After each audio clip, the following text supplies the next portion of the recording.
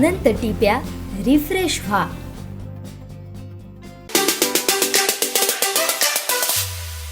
बोला.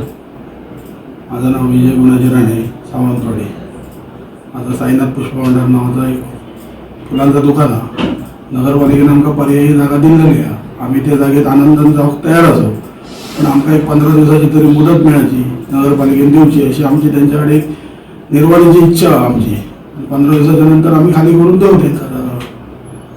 सध्या ते पत्रे काढूची आमका धमकी देतात, अशी धमकी देऊ नये त्यांच्याने अशी आमची एक त्यांच्याकडे विनंती आहे तुमच्या मार्फत.